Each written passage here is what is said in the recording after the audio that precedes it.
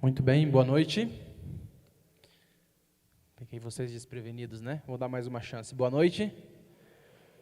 É muito bom estar aqui com vocês nessa quarta-feira, no oásis da semana, quando a gente dedica um tempinho para estar na casa de Deus, momentos de oração, e a gente pode encontrar os amigos e poder louvar o Senhor, estudar a palavra dEle, a palavra de Deus.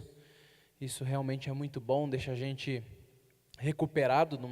Não sei como que está sendo a tua semana até aqui, mas de certa forma todos nós estamos numa semana um pouco ansiosa, né? Diante aí de uma eleição, domingo vai ser o dia das eleições, e com certeza tem muita gente ansiosa. O que vai acontecer com o nosso Brasil? Vamos aí colocar nas mãos de Deus, entregar, né, nas mãos dele, e com certeza vai acontecer o melhor. Mas nós estamos aqui, e com certeza Deus tem uma mensagem especial para mim nessa noite, para você nessa noite, que realmente nosso coração possa se aproximar dele e que nessa noite a gente possa também tomar algumas decisões. Quero cumprimentar você que está nos assistindo também pela internet. Sempre temos aí muita gente, né, assistindo através do Facebook, através do YouTube. Continuem conosco até o final, Deus também tem uma bênção para você. Muito bem, nessa noite nós vamos iniciar uma série de 3 quartas-feiras. Nós tivemos aí uma série que se encerrou quarta-feira passada, a série do pastor Paulo. Foi muito legal, onde ele esteve aí durante 3 quartas-feiras conosco. E hoje eu vou começar com vocês uma outra série. Estaremos aqui hoje, no dia 10 e no dia 17. E nós vamos trabalhar um tema que, de certa forma, ele é um tema simples, que de certa forma a gente ouve aqui e ali, geralmente é um tema que é abordado, mas que sempre há muita confusão, que é a obra da salvação. A gente vai falar um pouquinho sobre salvação. Existe muita confusão, muita dúvida em torno desse tema. O que é a salvação? Como funciona a salvação? E às vezes a gente vive uma vida assim um pouco aprisionada diante do que a gente compreende por salvação. Talvez até ali meio escravizado com a sensação de que não estou salvo, ou alguma coisa do tipo. Então nós vamos falar um pouquinho nessas 3 quartas sobre salvação. E eu queria fazer uma pergunta para vocês nessa noite, que é uma pergunta assim clássica quando a gente vai falar sobre esse tema. Mas eu quero fazer aqui novamente para você pensar, para a gente introduzir o tema. Se eu perguntasse para você agora, para vocês, para a igreja, você que está assistindo a gente também, você tem certeza que você está salvo? Se você fosse avaliar a sua vida agora, o que você me diria? Você está salvo? Agora deixa eu fazer uma pergunta um pouco mais difícil. Se Jesus voltasse agora, se os céus se rasgassem, como a gente tem aqui ilustrado, e Jesus aparecesse nas nuvens dos céus, e ele fosse diante de você, ou você comparecesse diante dele, você estaria salvo? Se Jesus voltasse hoje, você iria para o céu? Deixa eu ver as mãos, deixa eu pesquisar aqui com vocês. Quantos acham que se Jesus voltasse agora, tem certeza, ou melhor, acham ou não, quantos têm certeza, se Jesus voltasse agora, eu estaria entre os salvos? Quantos aqui acham? Deixa eu ver as mãos. Levanta as mãos. Olha, deixa eu ver, uma conta bem por cima, assim, uns 35%, uns 40%. É uma pergunta difícil, é uma pergunta para a gente pensar mesmo. Eu mesmo, quando já me fiz essa pergunta, de vez em quando vem a dúvida. Bom, existe muita dúvida quanto a isso. A gente não entende direito como funciona a salvação. Para fazer um teste um pouco mais preciso ainda, eu vou fazer 6 perguntas para vocês. E são perguntas, na verdade não são perguntas, são afirmações.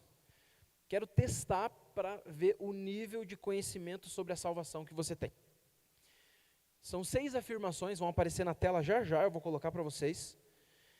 E você vai fazer o seguinte, você vai pegar a sua mão, as 2 mãos, tá? Pega a mão direita, pega a mão esquerda. Quando você lê a afirmação, se a resposta for verdadeira, se aquela afirmação for verdadeira, você vai marcar um dedo aqui na mão direita, tá bom? Se for falsa, você vai marcar na mão esquerda, tá? Então vamos recapitular. Se a resposta for verdadeira, você vai marcar qual mão? Direita, tá? Direita. Se a resposta for falsa, você vai marcar qual mão? Esquerda, tá bom? Então, presta atenção aí, a afirmação não é assim tão simples. Vamos lá. A primeira afirmação. Está aí na tela, estão vendo? Está aparecendo? Eu vou fazer, então, presta bem atenção. Diz assim: somos salvos por uma combinação de fé e obras. Fé no sacrifício de Cristo e obras de obediência aos mandamentos de Deus. Você acha que essa afirmação é verdadeira ou falsa? Se for verdadeira, mão direita. Se for falsa, mão esquerda. Vai marcando aí. Vou fazer de novo a afirmação. Somos salvos por uma combinação de fé e obras. Fé no sacrifício de Jesus e obras de obediência aos mandamentos. Conseguiram responder? Próxima afirmação. Somos salvos unicamente pela fé, mas a obediência aos mandamentos melhora a nossa imagem diante de Deus. Entenderam? Mais uma vez. Somos salvos unicamente pela fé, mas a obediência aos mandamentos melhora a nossa imagem diante de Deus. Verdadeiro ou falso? Marca aí. Terceira afirmação. A salvação é pela fé, mas para garanti-la, temos que viver de modo digno diante de Deus. Verdadeira ou falso? A salvação é pela fé, mas para garanti-la, temos que viver de acordo ou de modo digno diante de Deus. Vai agora a quarta afirmação. Ninguém pode ter a certeza da salvação, enquanto seu caráter apresentar falhas e debilidades. Falsa ou verdadeira? De novo, ninguém pode ter a certeza da salvação, enquanto seu caráter apresentar falhas e debilidades. Agora a quinta. Somente Jesus pode resolver o problema dos nossos pecados. Mas a solução para os pecados presentes é uma vida de obediência e santidade diante de Deus. Verdadeiro ou falso? Vamos lá, mais uma vez para você pegar. Somente Jesus pode resolver os problemas dos nossos pecados passados. Mas a solução para os pecados presentes é uma vida de obediência e santidade diante de Deus. Verdadeiro ou falso? E por fim, a sexta. Justificação é o que Deus faz por nós ao nos perdoar. Santificação é o que fazemos por Ele ao obedecermos os seus mandamentos. Verdadeiro ou falso? De novo, justificação é o que Deus fez por nós ao nos perdoar. Santificação é o que fazemos por Ele ao obedecermos os seus mandamentos. Verdadeiro ou falso? Conseguiram responder todas? Conseguiram pegar? Deixa eu fazer uma pergunta aqui então, vamos analisar. Estava aparecendo? Ok. Muito bem. Então está na tela, ficou mais fácil agora. Quantos aqui acham que teve 6 respostas verdadeiras? Todas eram verdadeiras. Levanta a mão. Ninguém? Teve 1. Todas verdadeiras. Quantos aqui acham que 5 delas eram verdadeiras? Temos algumas mãos lá no fundo. Quantos acham que 4 eram verdadeiras? 4. Mais algumas mãos. Quantos acham que 3 eram verdadeiras? Mais alguns. Quantos acham que 2 eram verdadeiras? Aqui. Quantos acham que 1 era verdadeira? Quantos acham que nenhuma era verdadeira? Todas falsas. Agora vamos ver quem acertou, quem tem a razão. Resposta para vocês é o seguinte, pessoal. Todas as afirmativas eram falsas. Todas elas eram falsas. Todas, absolutamente todas, eram falsas. Interessante, né? Não tem nenhuma pegadinha aqui, é tudo bem tranquila, bem fácil. Mas confunde. A verdade é que existe muita dúvida sobre a salvação. Muita confusão sobre esse tema. E nessa noite a gente vai iniciar então esse estudo, para a gente compreender um pouquinho e talvez afinar um pouquinho mais a nossa visão sobre salvação. Muita gente tem a visão distorcida sobre o que é a salvação ou a obra da salvação. Como funciona a salvação? Queria que vocês abrissem a Bíblia para a gente iniciar a leitura de hoje em Filipenses 2, verso 12. Filipenses 2, verso 12. Filipenses, abra sua Bíblia aí. A gente vai ler alguns textos hoje, então fique bem atento. Filipenses 2, verso 12. Paulo vai dizer assim: assim, pois, amados meus, como sempre obedecestes não só na minha presença, porém muito mais agora, na minha ausência. E agora vem a frase interessante: desenvolvei a vossa salvação com temor e tremor. Esse texto é muito interessante. Desenvolvei a vossa salvação com temor e tremor. Paulo aqui está dando um conselho, Paulo aqui está fazendo uma admoestação à igreja que vivia em Filipos. Queridos, vocês devem desenvolver a vossa salvação. Esse texto aqui, gente, ele tem uma verdade muito importante sobre a salvação. Algo fundamental que a gente precisa entender sobre a salvação. Mas esse texto também aparece um risco, apresenta um risco que a gente tem que tomar cuidado. A verdade que esse texto tem, essa verdade central e importante sobre a salvação, é que a salvação não é algo estático, não é algo parado.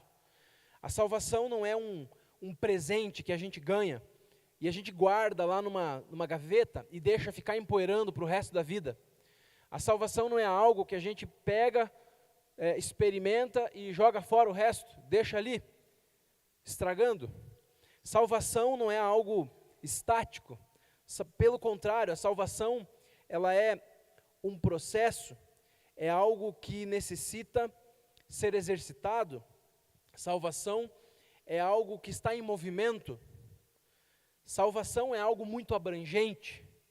Não tem a ver só com algo que aconteceu lá no passado.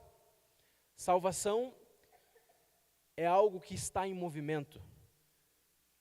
Essa é a grande verdade que esse texto apresenta. Salvação é algo que aconteceu de forma plena e perene lá no passado, mas que tem desdobramentos no hoje e que tem desdobramentos no futuro também.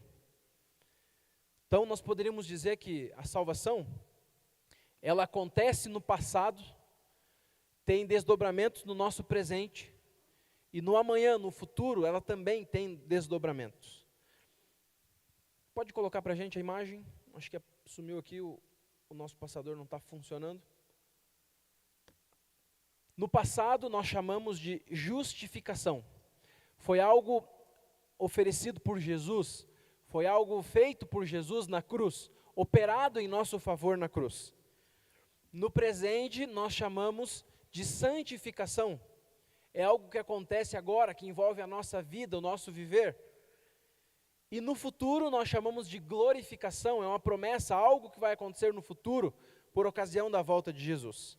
Ou seja, é algo abrangente, que foi realizado no passado, mas que tem influência, desdobramentos hoje e que vai ter também no futuro. Algo dinâmico que está em movimento. Essa é a verdade importante sobre a salvação que tem nesse texto. Mas existe um risco aí, nesse texto também. A palavra desenvolver ou desenvolver, ela dá a ideia de que essa salvação ela foi realizada parcialmente no passado, pode dar a ideia, e de que hoje ela precisa ser completada. Dá a ideia de que lá no passado Jesus fez algo importante, mas que hoje nós temos também algo a completar, a adicionar a essa salvação. E isso pode ser muito perigoso. Basta você ler o verso 12 e você vai ver que Paulo não está apoiando isso de jeito nenhum. A salvação não é um tipo de equação que muitos, na verdade, entendem assim, como a imagem. Jesus fez algo lá no passado, agora eu tenho que fazer a minha parte hoje. A soma do que Jesus fez no passado e do que eu estou fazendo agora resultam na salvação. Não é uma equação, não é isso. Salvação, na verdade, é algo que foi completamente realizado no passado, justificação, mas que hoje tem desdobramentos e vai ter no futuro também. Inclusive, em nenhum momento nós fazemos algo, nós temos uma parte a completar aquilo que já foi feito por Jesus na cruz. Tanto no passado a justificação é Jesus quem faz, quanto no presente a santificação é Jesus quem opera, quanto no futuro a glorificação também é Jesus que faz. Tudo é feito por Jesus, tudo é operado por Jesus. Não há nada que nós possamos acrescentar, não há nada que a gente possa, de alguma forma, completar. É algo que foi feito 100% e que hoje se desdobra de algumas formas na minha vida e que no futuro vai se desdobrar quando Jesus voltar, de uma forma plena. Paulo mesmo vai dizer ali no verso 13, se você observar, logo na sequência do verso 12, né? Porque Deus é quem efetua em nós tanto o querer como o realizar, segundo a sua boa vontade. Tudo é obra de Deus, tudo é Deus que faz. Mas sim, é algo em movimento, é algo que tem efeito hoje, que tem desdobramentos na nossa vida, que tem resultados e que no futuro vai ter também desdobramentos quando Jesus voltar. Hoje a gente vai falar, para iniciar essa conversa, sobre justificação, que é esse primeiro elemento da salvação. Aquilo que aconteceu no passado. Justificação, essa é a palavrinha que a gente vai conversar hoje. Na próxima quarta a gente vai falar sobre santificação e na última quarta nós vamos falar sobre glorificação. E vamos entender bem esse movimento da salvação. Justificação. O que significa a palavra justificação? Essa é uma palavra que Paulo usa muito nos seus escritos. Paulo tirou essa palavra da linguagem jurídica. Alguns estudiosos dizem que Paulo tinha formação nessa área, era um advogado, conhecia de leis. Quando ele foi preso, ele conseguiu se defender diante dos advogados que foram trazidos pelos líderes judaicos, diante de Festo.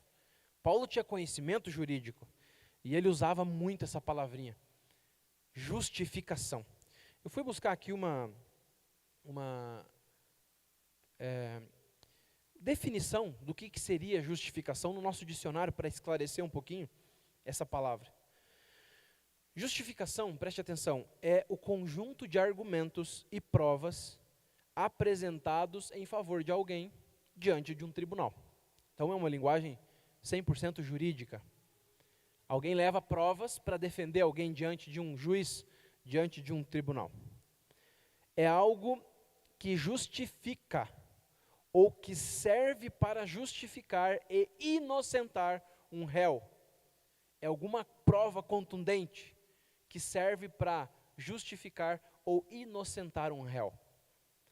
E por fim, a gente acrescenta uma terceira afirmação, é o ato de declarar justo e inocente alguém, ou melhor, um réu, de uma forma satisfatória, sem restar dúvida. É justo, é inocente, esse aqui que vocês estão acusando, o réu. Não fica dúvidas, absolvido, 100% inocente. Isso é justificação. Isso foi realizado no passado. O texto que apresenta essa frase, bem claro e mais claro, é Romanos 5, verso 1. Abra a tua Bíblia aí. Romanos 5, versículo 1. Aqui Paulo usa essa expressão. Romanos, capítulo 5, versículo 1. Acompanhe comigo. Diz assim: justificados, pois, mediante a fé, temos paz com Deus, por meio do nosso Senhor Jesus Cristo. Esse texto aqui é muito interessante. Eu fico imaginando assim uma cena de juízo. O texto diz assim que nós somos justificados, ou melhor, justificados, temos paz com Deus. Então eu fico imaginando assim um tribunal, Deus ali no tribunal, eu como réu diante de Deus, eu estou devendo, eu tenho culpa, eu estou sendo julgado, e o juiz me declara inocente. O juiz me declara, eu não tenho culpa, eu não sou culpado por aquele crime. Inocente, você é inocente, temos paz com Deus. E isso mediante Jesus. Jesus é o advogado que trouxe provas contundentes, que trouxe algo que fez o juiz olhar para mim e dizer assim: você é inocente, você não é culpado, está resolvido o teu problema, vai para casa. Justificados, pois, com Deus, temos paz por meio de Jesus. Essa é a cena que Paulo apresenta para a gente aqui. Quem justifica é Jesus. Ele tem algo especial que faz Deus olhar para nós e dizer: você é inocente, você não é culpado. Do que nós fomos absolvidos? O que nos absolve? Veja, aí no capítulo 5 de Romanos, no versículo 12, Paulo tem uma outra afirmação. Diz assim: portanto, assim como por um só homem entrou o pecado no mundo, e pelo pecado a morte, assim também a morte passou a todos os homens, porque todos pecaram. A Bíblia de capa a capa vai falar sobre o pecado, vai mostrar como nós somos escravos do pecado, vai falar a dura realidade de que todo ser humano, por mais bonzinho que pareça, por mais justo que pareça diante dos olhos das pessoas, por mais assim, bom, eu nunca fiz nada de errado, eu sou uma pessoa que ajuda os outros, sou uma pessoa que nunca, sabe, não tem nenhum crime contra mim, não tem nada, por mais que a pessoa pense que ela é boazinha, a Bíblia vai dizer assim: todos são pecadores, todos estão destituídos da glória de Deus, todos carecem de Deus, todo mundo, a morte passou a todos, porque o pecado passou a todos. Começou lá com Adão e Eva e passou por toda a humanidade, não tem ninguém justo.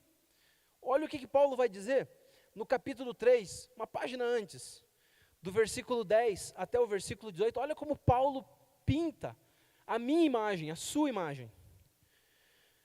Como está escrito: não há justo nenhum sequer, não há ninguém que entenda, não há ninguém que busque a Deus, todos se extraviaram, a uma se fizeram inúteis, não há quem faça o bem, não há nenhum sequer, a garganta deles é sepulcro aberto, com a língua urge engano, veneno de víbora está nos seus lábios, a boca deles está cheia de maldição e de amargura, são os pés velozes para derramar sangue, nos seus caminhos há destruição e miséria, desconheceram o caminho da paz, não há temor de Deus diante dos seus olhos,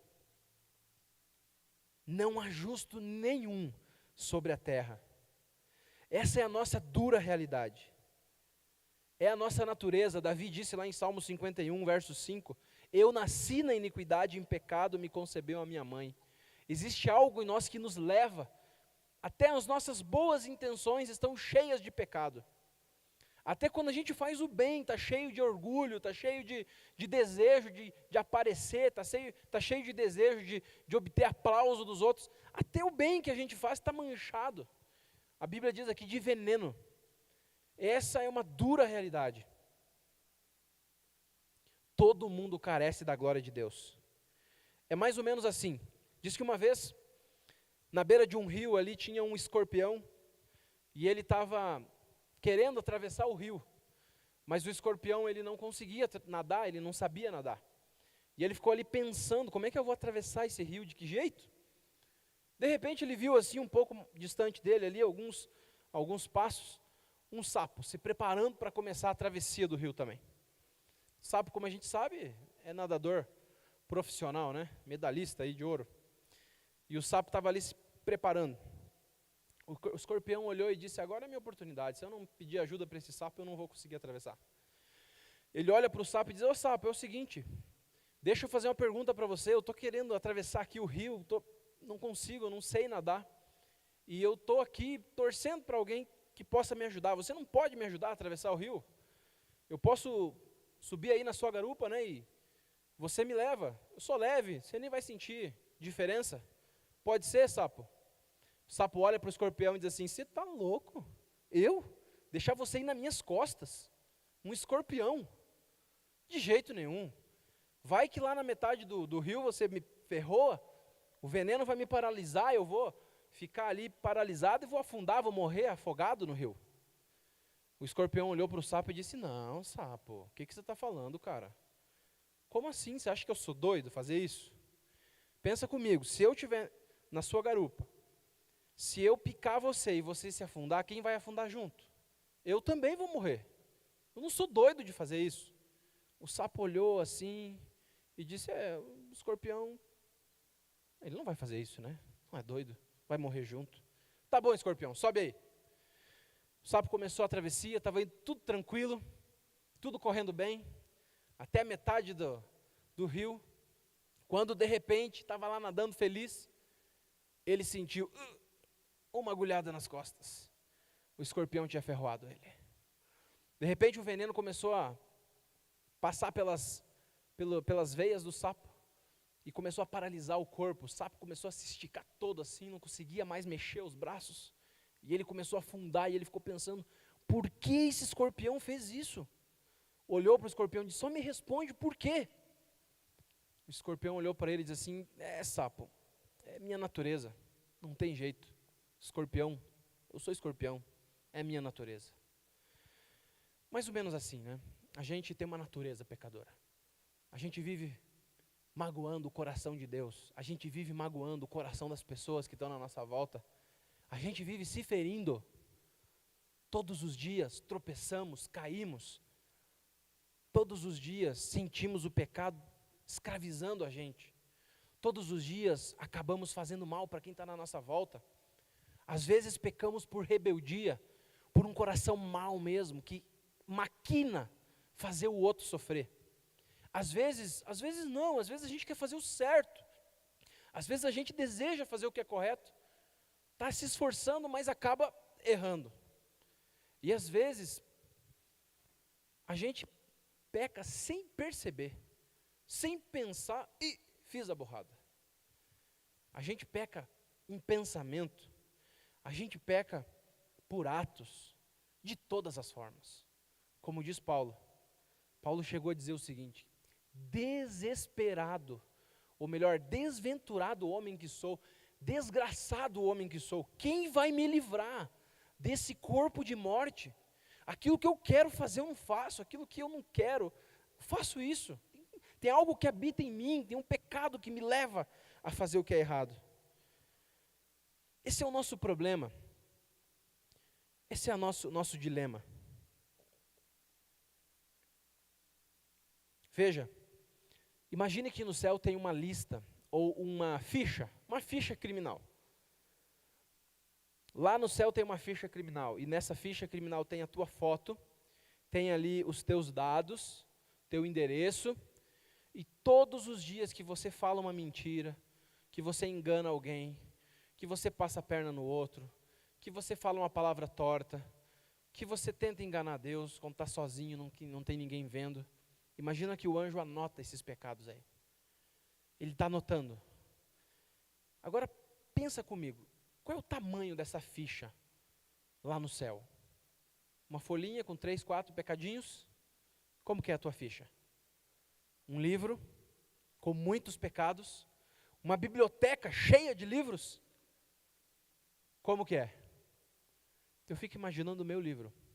eu fico imaginando o trabalho que eu dou para o meu anjo, anotar tudo isso. A ficha é pesada. Na verdade, nós temos uma ficha criminal dura, pesada contra nós. Se a gente aparecer diante de Deus e Deus mostrasse esse livro, eu tenho certeza que a gente ia ficar envergonhado. Senhor, é muito pecado que a gente acumula. O que Jesus fez diante disso? Para nos fazer justos diante de Deus. Vamos ler. Romanos 5, verso 18. Aí mesmo, a gente está lendo textos bem pertinhos aí. Romanos 5, verso 18, diz assim: pois assim como por uma ofensa vem o juízo sobre todos os homens para condenação, assim também, por um só ato de justiça, veio a graça sobre todos os homens para a justificação que dá vida. Assim como a ofensa, né? Assim como o pecado, veio sobre todos os homens, por meio de lá no início, por um ato de justiça, algo que foi feito em nosso favor, veio a graça, veio a justificação sobre nós. Tem muitos textos que falam sobre esse ato de Jesus, mas o meu preferido, eu quero que vocês levem no coração também. Colossenses, capítulo 2, abram aí, verso 13, Colossenses 2, verso 13 e 14. Esse é o meu preferido. Que ato de justiça Jesus fez por nós. É o mais significativo, na minha opinião. E a vós outros que estáveis mortos pelas vossas transgressões e pela incircuncisão da vossa carne. Vocês que estavam mortos pelas vossas transgressões, olha só, com um livro cheio de pecado que a gente tem no céu, não tem como escapar de um juízo. Vocês que estavam mortos pelas vossas transgressões e pela incircuncisão da vossa carne, vos deu vida juntamente com ele, perdoando todos os vossos delitos. De novo uma linguagem criminal, delitos. E o verso 14, tendo cancelado o escrito de dívida que era contra nós e que constava de ordenanças, o qual nos era prejudicial, removeu-o inteiramente, encravando-o aonde? Na cruz. Aqui Paulo usa a linguagem da ficha criminal. Esse escrito de dívida aí, escrito de dívida que aparece nesse texto, é justamente uma ficha criminal. Lá na época de Paulo, eles chamavam a ficha criminal de escrito de dívida. Você cometeu um erro contra o governo, contra o imperador, você cometeu um delito, a polícia vai te pegar e vai inaugurar uma ficha criminal, um escrito de dívida. Você vai ser julgado e aí vai ter ali a sentença. Em alguns casos morte, em outros casos prisão, em outros casos espancamento, em outros casos açoite, em outros casos morte de cruz. Está lá, escrito. Nós temos um escrito de dívida contra nós, por causa dos nossos erros, das nossas falhas, dos nossos pecados, da multidão das nossas imundícias. Existe um escrito de dívida. Mas o que Jesus fez com esse escrito de dívida na cruz? Jesus cancelou. E encravou ele aonde? Na cruz. Vocês lembram, gente, que quando Jesus estava lá na cruz, quando ele morreu, ele falou uma última palavra. Jesus olhou para o céu e ele falou uma palavra. Depois dessa palavra, ele rendeu o espírito e morreu. Lembra o que Jesus falou? Está consumado. No grego, a palavra consumado é tetelestai. Jesus olhou para o céu, tetelestai, e morreu. Essa palavra que Jesus usou na cruz é exatamente a palavra, exatamente a mesma palavra que lá no contexto deles, quando alguém era condenado a pagar, 10 anos de prisão, depois que essa pessoa cumpria a pena, Depois que essa pessoa passava pela sentença, o juiz pegava aquele escrito de dívida, riscava ele, e embaixo escrevia tetelestai, pago, quitado, resolvido. Foi exatamente isso que Jesus fez na cruz. Sabe, queridos, Jesus não morreu na cruz, numa cruz feita para Ele. Jesus não morreu numa cruz que fora feita para Ele.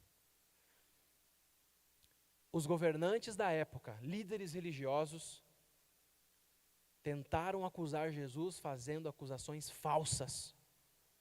Pilatos, quando teve frente a frente com Jesus, não teve do que acusar Jesus. Ninguém conseguiu achar culpa em Jesus. Ele foi santo, perfeito, separado dos pecadores, viveu uma vida limpa, inteiramente justa. Mas naquela sexta-feira trágica, tinha um camarada lá chamado Barrabás, que representa eu e você. Barrabás, sim, era um criminoso da pior espécie, pecador, maldoso. E Barrabás estava lá preparado para morrer na cruz. A cruz era feita sob medida.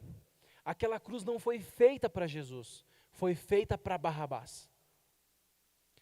Mas naquela tarde, Barrabás foi solto e Jesus morreu no lugar de Barrabás. Lá em Isaías 53 diz que o castigo que estava sobre ele nos traz a paz. Jesus foi moído pelas nossas transgressões. Barrabás é eu e você. O castigo que nos traz a paz estava sobre ele, pelas suas pisaduras fomos sarados. Foi isso que Jesus fez. Ele foi lá e morreu por nós, em nosso lugar, tomou a nossa culpa e ele pagou. Alguém já pagou, alguém já quitou por você. É por isso que temos paz com Deus, porque fomos justificados por meio de Cristo Jesus. Amém? Sabe, queridos, quando Jesus morreu, Ele pagou todos os nossos pecados. Os pecados do passado, os pecados do presente e os pecados do futuro. Nós não podemos fazer nada, absolutamente nada, para nos justificar. Seria impossível, a nossa dívida é muito grande, como a gente vai pagar? Não tem como. E seria desnecessário, porque Cristo já pagou. Não temos nada a acrescentar. Ele fez tudo, absolutamente tudo. Jesus já fez tudo o que precisamos para a nossa salvação. Jesus já olhou para nós e disse assim: opa, já foi pago. Você é justo. É lógico. Nós só precisamos fazer uma coisa: aceitar esse presente. Por isso que a Bíblia chama de graça, porque é algo que nos é oferecido como um presente de alguém que nos ama muito. Justificados, pois, mediante a fé, temos paz com Deus, por meio do nosso Senhor Jesus Cristo. A fé é o braço que recebe o presente e diz assim: eu quero, eu compreendo, eu entendo e eu aceito, eu quero. E aí temos paz com Deus. Amém? Entenda, queridos, para alguns é um pouco difícil de compreender, mas eu quero usar uma última ilustração para terminar. Imagine que você está com uma dívida no banco. Você deve para lojas, você deve para o banco, você deve para o governo, você deve para agiotas, você deve para todo mundo. Você tem R$1 milhão de dívida. Você pega o extrato da sua conta no banco e você tem R$1 milhão negativo na sua conta. Como pagar uma conta de R$1 milhão negativo? Todo dia os juros aumentam. Todo dia a conta fica maior. Você é um trabalhador que soa. para conseguir um salário mínimo, 2 salários mínimos no final do mês. E você pensa assim, eu vou pagar essa conta. Eu vou pagar, eu vou trabalhar e vou pagar com o meu dinheiro. Aí você trabalha o mês inteiro, você pega lá o salário suado e vocês vão lá depositar para pagar um pouco da conta. E você deposita na tua conta que está 1 milhão negativo. O que acontece com aquele dinheiro que você coloca lá? Some. Simplesmente some. O juro que todo mês aparece a mais é maior do que o que você pode colocar lá. É inútil, não tem como. Não dá para pagar. Por mais que você dê duro, por mais que você batalhe, você soa, mas no final do mês você coloca o salário lá, e depois de você olhar o saldo para ver quanto baixou a dívida, tu vai ter uma frustração. Você vai dizer, não consigo, não dá, Senhor, não dá.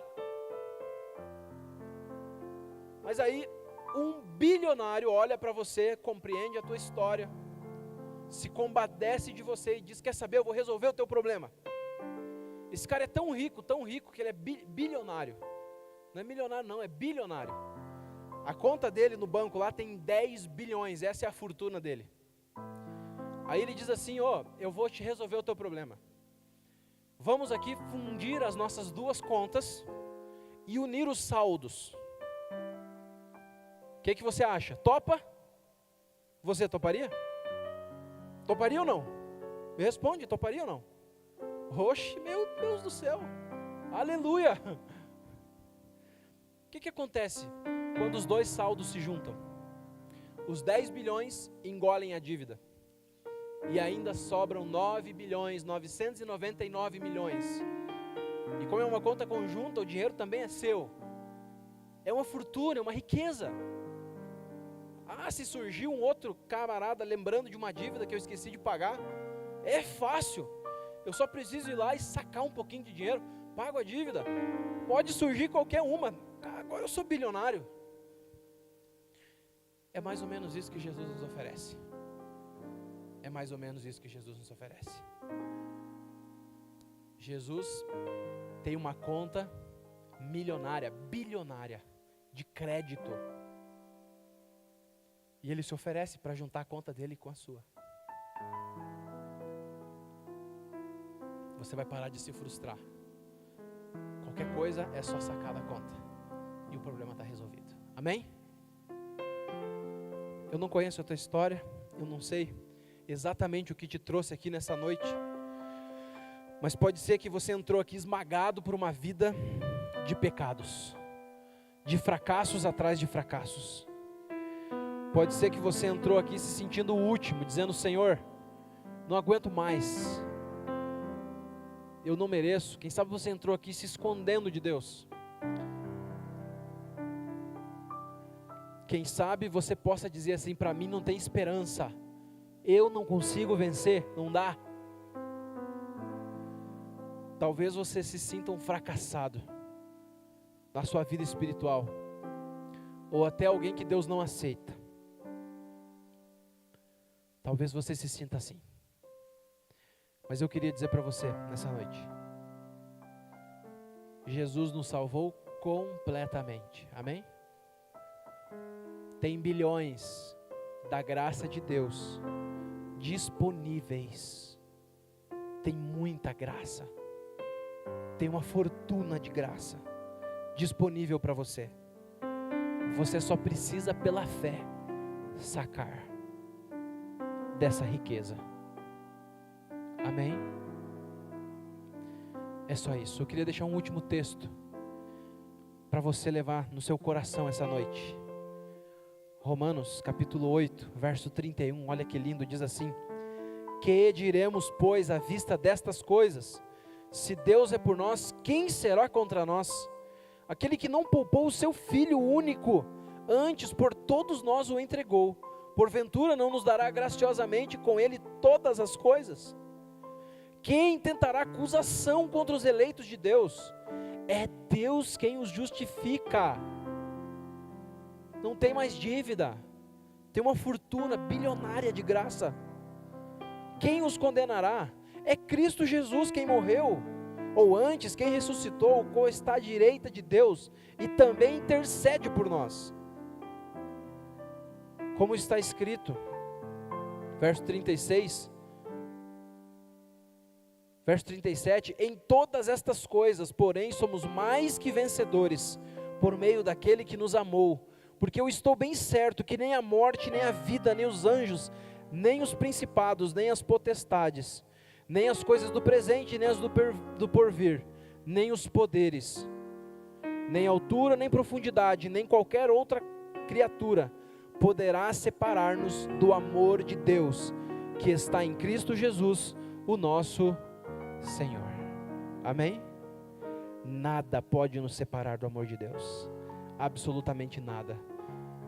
É uma fortuna que está à nossa disposição. Nós só precisamos, pelo braço da fé, sacar.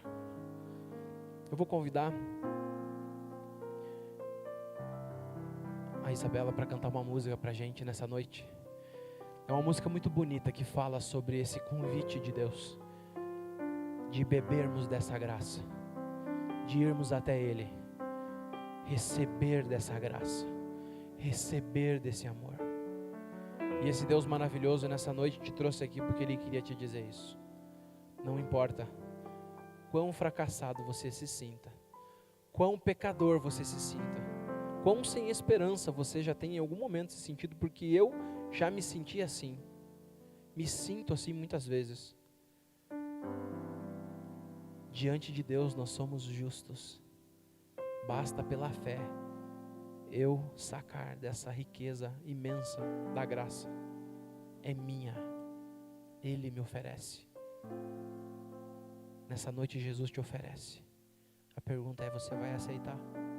Você vai dizer: Jesus, eu quero, Senhor, eu quero me entregar, eu quero me jogar nos teus braços, eu quero, Senhor. Ouça a música, converse com Deus enquanto você estiver ouvindo essa música. Se você quiser ficar em pé, você pode ficar em pé. Se você quiser vir à frente, você pode vir. Não importa, o importante é que você agora abra o teu coração para Deus falar. Deixa Ele falar. Confessa os teus pecados e saca dessa graça. É sua, já foi provida, já está resolvido. Conversa com Deus, entrega a tua vida para Ele nesse momento. Ouça a música e deixa Deus falar contigo. Não saia daqui sem falar para Deus do teu desejo de aceitar essa graça, de aceitar esse sacrifício.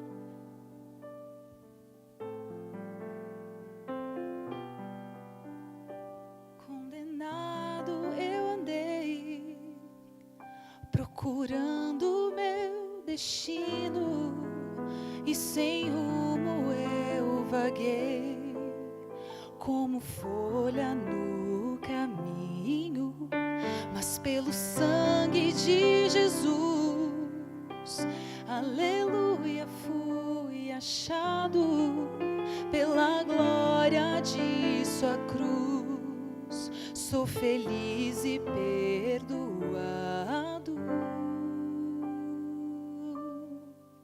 Não há limites para o Deus eterno, Ele vai além para conceder sua graça, preciosa graça. E não importa qual o seu pecado, basta aceitar e receber esta graça, preciosa graça.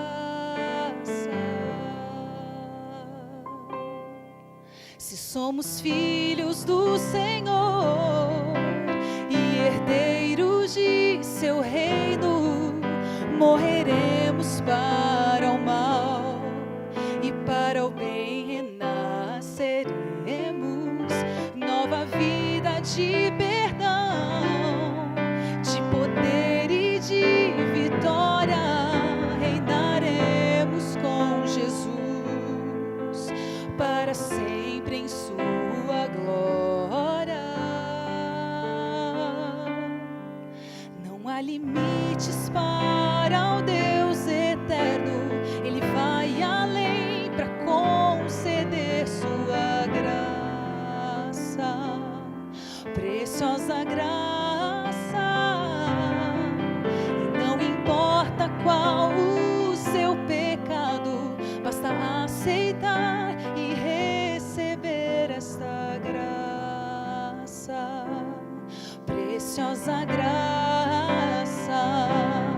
Eu sei que Deus é por nós, Ele deu sua vida, pelo seu sangue nos libertou. Deus nos amou, deu-nos seu Filho, graça foi tudo que concedeu. Não há limites para o Deus eterno, Ele vai além para conceder sua graça. Preciosa graça. Graça simples assim, perdão se recebe, cante, se aceita e fim, pecado não se explica, pecado se paga e Cristo pagou por mim.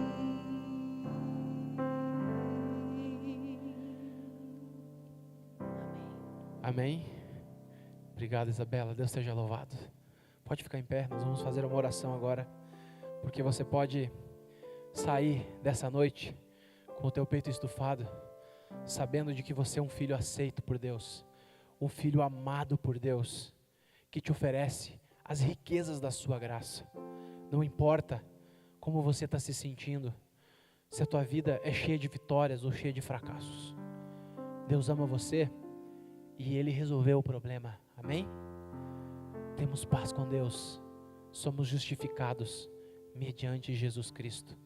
Alcança essa promessa pela fé, saca dessa riqueza e paga as tuas dívidas, está disponível, é para mim e para você. Vamos orar? Pai querido, eu quero te agradecer, Senhor, porque às vezes a gente anda nesse mundo, Senhor, chutando as pedras por aí, cabeça baixa, se sentindo, Senhor, muitas vezes um filho muito rebelde.